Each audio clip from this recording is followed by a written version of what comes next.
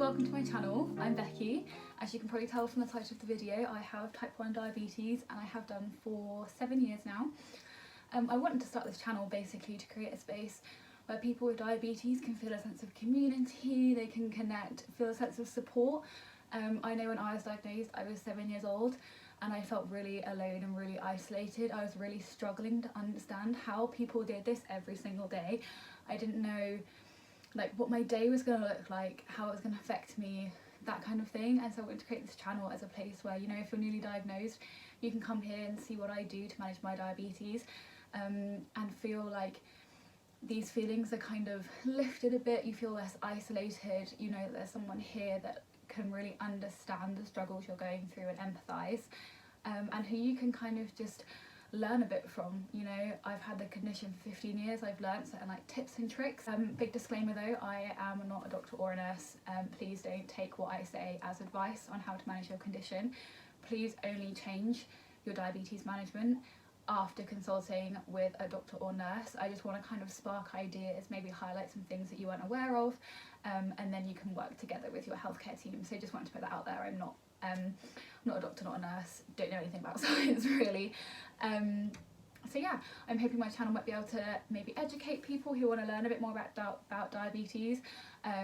I really want to break some of the stigmas. You know, we're not those obese people who like gorge on sugar and sit around all day. Like that's the typical stereotype. No, type 1 diabetes does not discriminate. I got the condition when I was 7 years old because of a virus. Like I did nothing to get the condition. So I want to educate people and really help people see what it's like living as a type 1 diabetic. You know, it is hard to do the full-time job of a pancreas, emotionally and literally. So yeah, just want to shed a bit of light on the condition. One thing I have to say is I am a very active person. Normally I weight train. You'll probably hear from my Instagram at Becky Fitness T1D, where you would have seen a few months ago I did a 40,000 kilogram squat challenge to raise money for Diabetes UK, which was mad. It was one of the best things I've done in my life, definitely. But the reason I'm mentioning that is because now the gyms are closed because of isolation. I started to get into running a bit more. I've always managed to get better at running. I was always awful at it. Like I came last in everything at school, like anything that involved running or fitness, I was last. But like I've never really committed myself to getting better because there's always the weights are there. But yeah, so during isolation I just want to get better at running, and I'm just mentioning that now because I went for a run this morning. So just giving you some context on my days so you can understand why I'm making certain changes to my insulin doses and that kind of thing. Because I am new to running, I'm also still getting used to how it affects my sugar levels. So I don't know if you know, different types of exercise affect sugars in different ways, which is really super helpful. So obviously I'm used to controlling my sugars around weight training, but less around running. So I'm kind of still learning as I go, still in the early stages. So you can kind of come on this journey with me, see how I adapt my insulin to how my blood sugars respond and that kind of thing. And yeah, work out the process of what I need to do when I run. So yeah, so this video will be taking you through a day in the life of a diabetic. I'll show you all my CGM scans. I have a Freestyle Libre, which is fantastic. I can do a video about that later at some point if you guys want. I'll talk through my injections, why I do certain doses and why I've changed it in certain ways. I'll take you through my meals, what I eat and the carbs in my meals. And yeah, every single decision I make in relation to my diabetes. So let's get into it.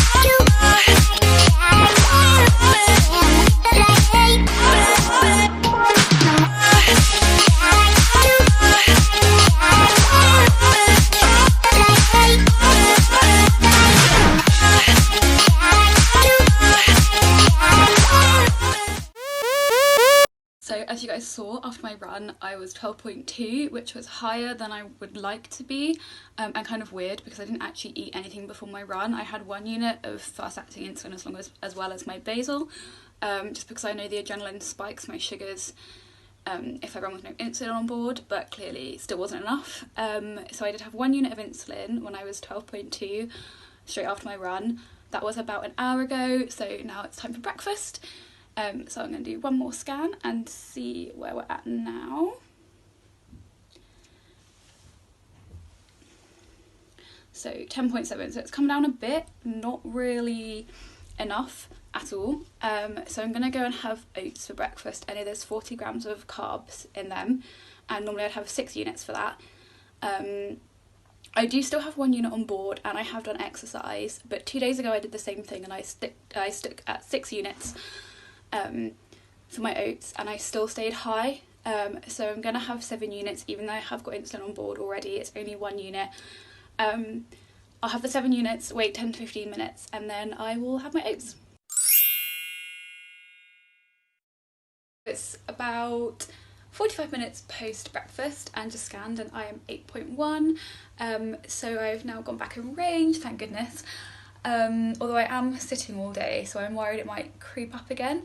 So what I'm going to do, I'm just doing uni work today, so I'm going to do another 40-45 minute block and then take a little break to just get my body moving again. I really want to get better at handstands, so I think I'm just going to do like 10-15 minutes of handstand practice, hopefully just get the blood flowing, keep the sugars down and stop it spiking post breakfast. So it's about 50 minutes later, just on a scan, 8.2, so staying pretty steady. I'm just going to take a little break now, just do some handstands, get the body moving, help me concentrate a bit more, because sitting down at a desk all day doing uni work, it's really hard to concentrate. But yeah, just doing a bit of movement in between to break it up really helps me stay on track. So gonna go and do some handstands.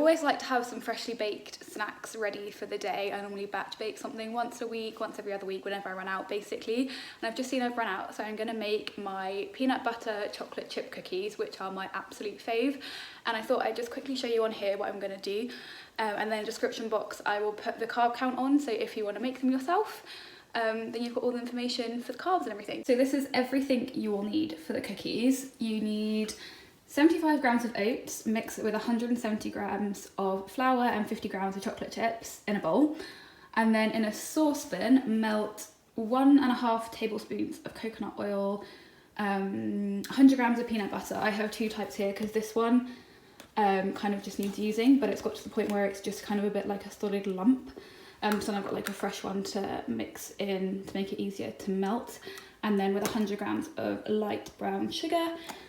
Mix the wet into the dry, add 1 egg, and then just add a splash of milk of your choice. I'm using oat because that's what we have at the moment.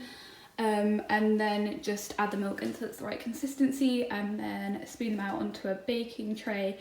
Bake in the oven for, I'd say 10 to 20 minutes, I can't remember. But 10 to 20 minutes and that'll be done. And just keep checking. It's now about 1:30 and time for lunch. I've just done a scan and I'm 7.1. So clearly the handstands did their trick, kept me steady, which I'm really happy about. I did actually drop down to 6.4 at one point, but then I made the cookies, licked the spoon, now I'm 7.1. So for my lunch I'm going to have a sandwich, some veggie sticks with hummus, and probably some fruit for dessert.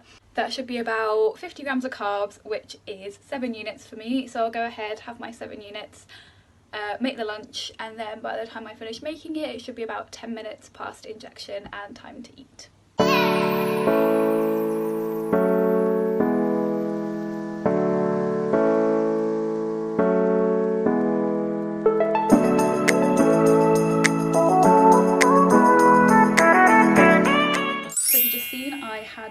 cookies as a little afternoon snack. I was about 8 before I had the cookie. Gave myself 3 units of insulin, didn't do any correction. It's now about half an hour since I had it. Still am about 8, which is not too bad. I have been at the higher end of my target range today, but I've still been in my target range most of the time, which is the main thing. I've decided I've been a bit sedentary all day, haven't really done a lot of movement since my handstands. So since we're in isolation and there's not a lot I can do, we have plugged in my old Wii and I'm gonna have a little go on Just Dance, which does tend to bring down my sugars down a lot. So I'm hoping after this I will be in the lower end of my target range and it will be smooth sailing through dinner. So I just did about half an hour on the Wii and done a scan, and I'm 6.3 with the arrow going down, so that did its job. So now it's time to go and start making dinner, which we will show you when it's done.